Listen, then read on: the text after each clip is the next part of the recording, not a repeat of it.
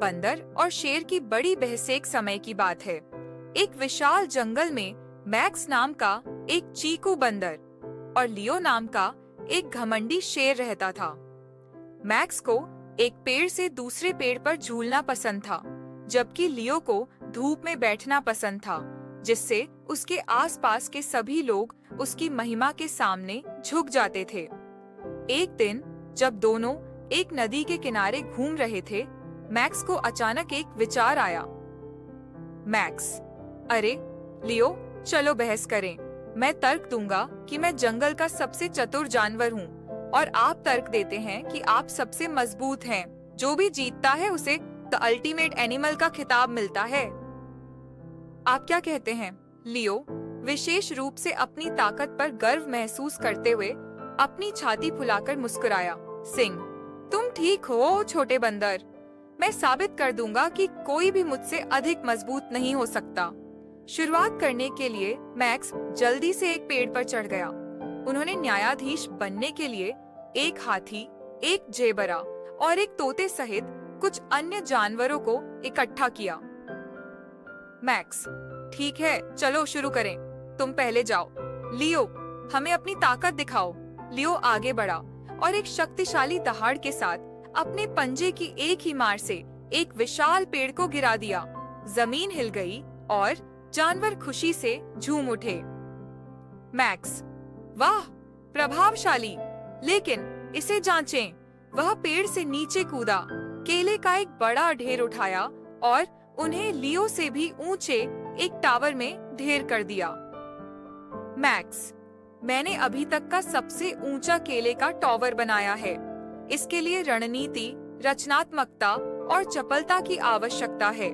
मैं इस जंगल का सच्चा मास्टरमाइंड हूँ। अन्य जानवर प्रभावित दिखे, लेकिन लियो पीछे नहीं हट रहा था। सिंह, तुम तेज हो छोटे बंदर, लेकिन मैं कुछ ऐसा कर सकता हूँ जो कोई और नहीं कर सकता। इसे देखो। दहाड़ के साथ लियो ने नदी में छलांग लगा दी और पानी का एक शक्तिशाली राजा होने का नाटक करते हुए चारों ओर छींटाकशी की। मैं सभी जानवरों का राजा हूँ। मैं जमीन और पानी दोनों पर शासन कर सकता हूँ। मैक्स ने हमेशा की तरह जल्दी से थोड़ी मौज मस्ती करने का फैसला किया। वह निकटतम पेड़ पर चढ़ गया और लियो को चिल्लाया, मैक्स, लेकिन लियो, तुम एक बात भूल गए। तुम जमीन और पानी के राजा हो, लेकिन मैं कॉमेडी का राजा हूँ।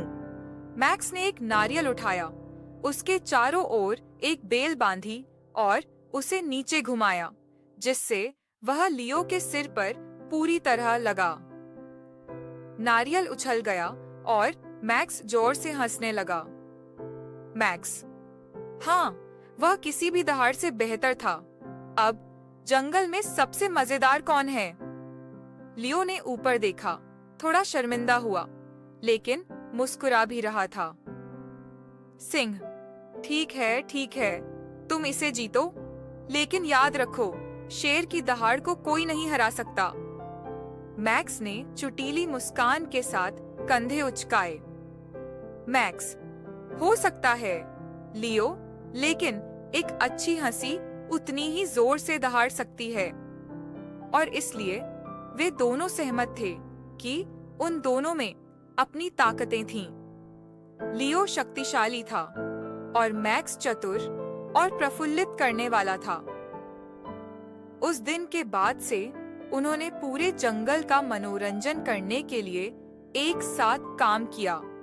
लियो ने अपनी ताकत से और मैक्स ने अपने कभी न खत्म होने वाले चुटकुलों से, और वे सभी हमेशा खुशी से रहते थे। बेशक ढेर सारी हंसी और कुछ दहाड़ों के साथ,